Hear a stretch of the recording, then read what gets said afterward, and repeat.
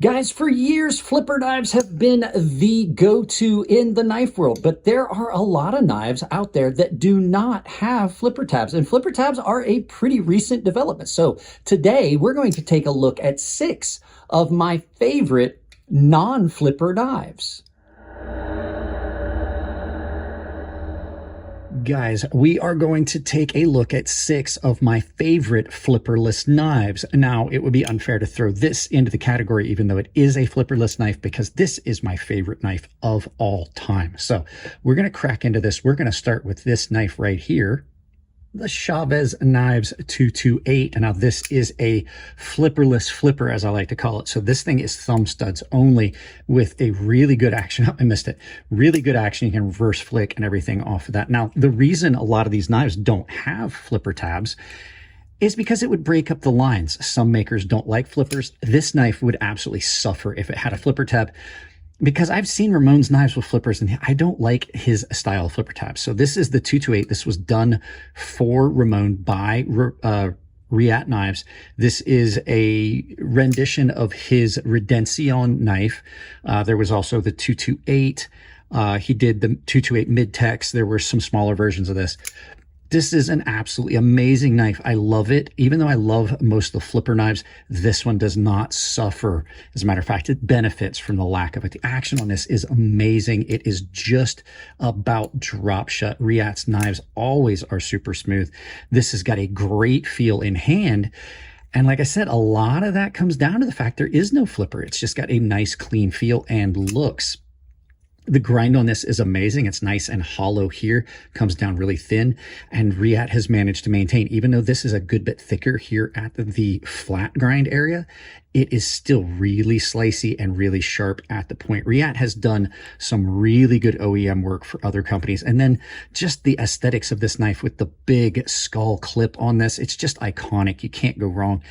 You can definitely pick a Chavez knife out of a lineup. And like I said, the clean lines on this just make it stand out exceptionally. So there you go. There's your first one. The Chavez 229 production. So this is the PMP Aries. Now, PMP has made a lot of really nice overbuilt knives. This one uses a reverse flick aperture. Now, you can slow roll that out. You kind of have to pinch it and break past the detent, but the flip on this is incredibly comfortable. This knife does not have a flipper tab at all, which means that you have this really clean line that comes up and allows you to maximize that spot in the handle and not need to have a longer handle. You can bring this up and that basically turns into a second finger groove, so you can get all the way up on it. This knife cuts so well. This is in S90V. PMP Knives has sent me several knives. This was not one of them. This was a gift, but this is an amazing showing from them. S90V on this has been done really well. This is so comfortable in hand to cut with. You've got really good jimping, nice clip point blade with the big swedge forward. It has got a distinct look. The pocket clip is milled to match the handles and all of that. The smooth action on this, like you can just, it doesn't take much to deploy this knife. Slams open.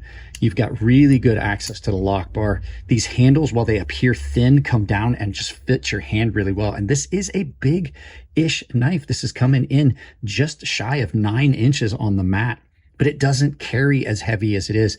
A lot of weight reduction done in this. I'm really happy with all the stuff I've had come in from PMP. Look at that action. Just, I hit the blade.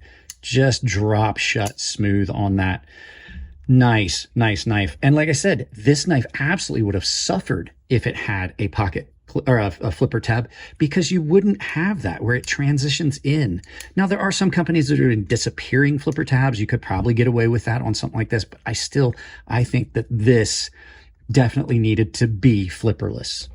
So this is the large Pyate from CGRB. This is a knife that has got a lot going on for it, and it does not need a flipper tab at all. You've got a button lock, so you've got that fidgety action there. It's completely ambidextrous, and you've got a really good placement of a thumb stud on the front and back, so it's reversible, it's ambidextrous.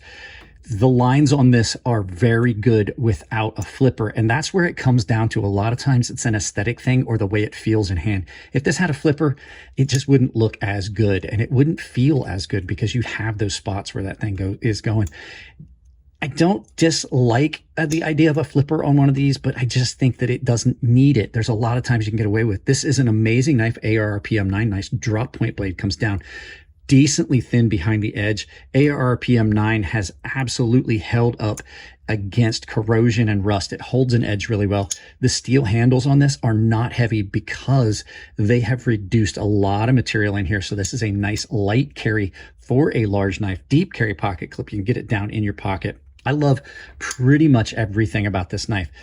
This is the version of the Pyate I wish I had gotten first, because I was kind of skeptical of the other versions when I first got them because they were just too small.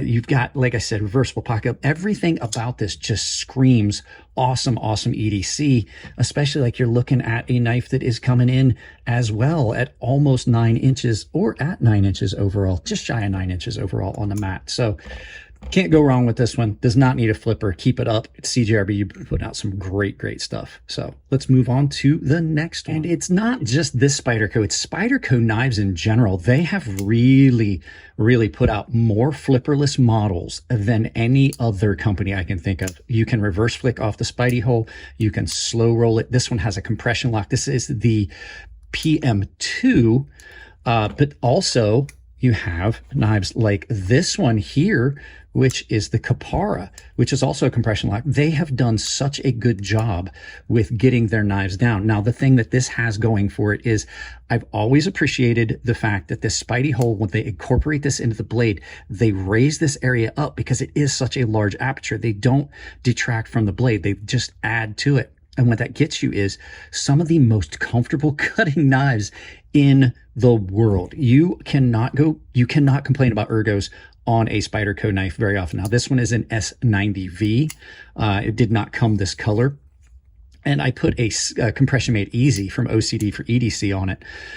But like I was saying, the profile of this and the fact that Spyderco has banked on ergos over looks, because their knives typically are not attractive, has given them some really specific things. When you get up on this knife, where that Spidey hole is, turns into a perfect thumb ramp for cutting down, bearing down. Some of their knives have got this forward, almost finger choil area where you can get up on the back of the knife like that, and then that Spidey hole ramps down and allows you some pressure, or you can pinch it like this.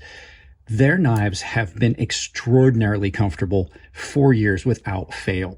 I do have some problems with their pricing structure and things like that, but this PM2 is probably the best model they make. My favorite model that they make is the Police, the original pinched, stainless steel Police with the pinned version and non-serrated. They are just amazing, amazing knives all around, and I'm really starting to get back into the Spyderco stuff.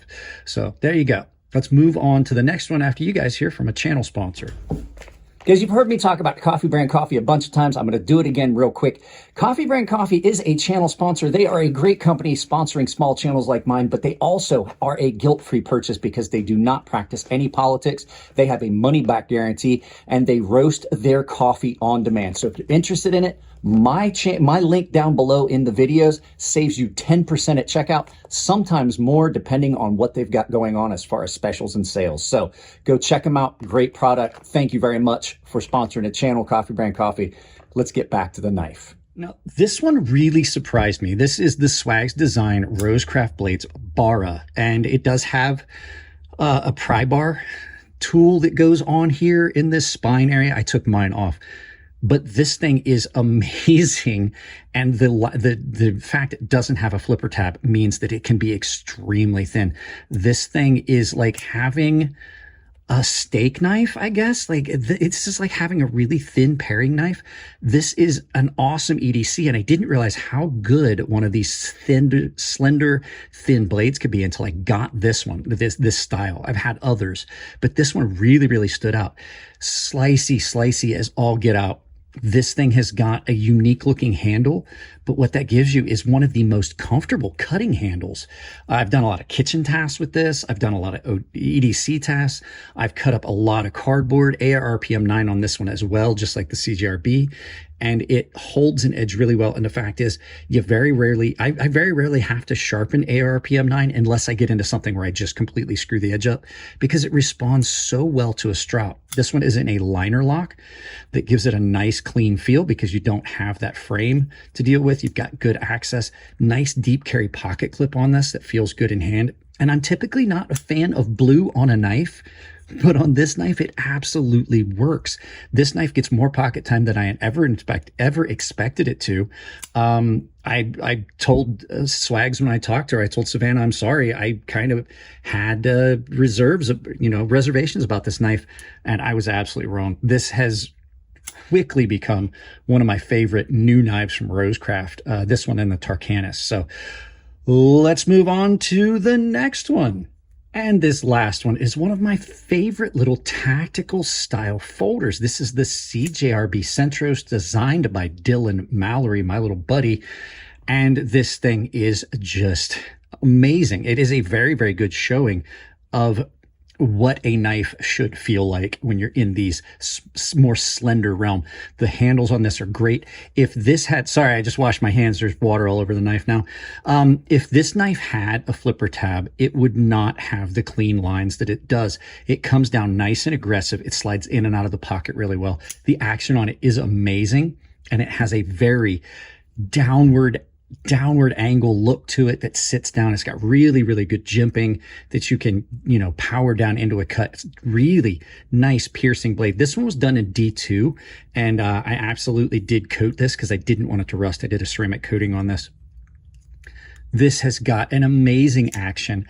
It came very smooth, and it has even broke in more reverse flick and thumb flip off of this. Really good access to the lock bar on this liner lock. The G10 scales are textured and grippy, but not too much so. You don't have like too much friction. Some of your knives every once in a while will be like pocket rippers. This is not. You can see I've carried and used this enough that there is a shine around the pivot where it's been used in a pinch grip. But all in all, this was like one of the first CJRB knives I saw. This was sent to me from CGRB when I started designing for Artisan, because you guys know they share a website, they share a production house. One's a US company, one's Chinese. And they sent this one to me, and I'm over the moon with how good this knife has been and continues to be. This still, even years later, gets a lot of pocket time because it's just a great, great knife. So there you go, guys. That was 6 knives without flippers. These are some of my favorites. Like I said, this is my favorite knife of all time. I'm sure you guys are tired of seeing it. That's why I kind of left it out of the list. So let's turn this around, do some final thoughts, and send you out about your day. Hey guys, there's a lot of reasons to not put a flipper tab on a knife, and a lot of times it's just the aesthetics. I don't necessarily like some knives with flipper tabs. Thinner, slender knives don't necessarily need them. So that was 6 of my favorites. A couple of those are fairly new knives. The Bara, the Rosecraft Bara that Swags designed, is absolutely great without a flipper tab. I love how slender that knife is and how well it performs and cuts and feels in hand. So with that being said, guys, that's it on this one. If you like the videos, give them a thumbs up. If you don't like them, give them a thumbs down. But please remember to tell me why. I'd like to remind you guys that have commented that the videos don't feel as smooth. I am taking medication that affects my ability to communicate. It affects my ability to get the words to come out. So I apologize. We're just going to have to work through it. Lots of ways you can support the channel. I put a Coffee Brand Coffee ad in. They are a sponsor, as is Tempered Trail. Both of their links are down below. The discounts are built into them. You can also use coupon code CrazySharp there or at both of those. It saves you 10% at checkout, Coffee Brand Coffee. I believe it's 10% at Tempered Trail. You can use that same coupon code of CrazySharp, all one word, over at Rosecraft Blades and Fair & Forged Knife Works. They are just simply a discount. I don't make anything off the purchase. Just wanted to give you a discount. I have an Amazon store down below. Take that link, pin it to the browser. It's pin it to your browser. Use it for any shopping you're going to do. It definitely supports the channel. It doesn't cost you anything at checkout. And I have a membership down below. It's all tier-based. Everyone gets early access to videos. Everyone gets exclusive content. Everyone has access to my private Discord Baseline and Premium guys are automatically entered into giveaways that I do on the Discord, and the Premium guys have access to a sharpening tutorial series here on YouTube behind that paywall. Guys, that's it on this one. I love you all. Keep it clean in the comment section. If it's your birthday, happy birthday, and I'll see you in the next video.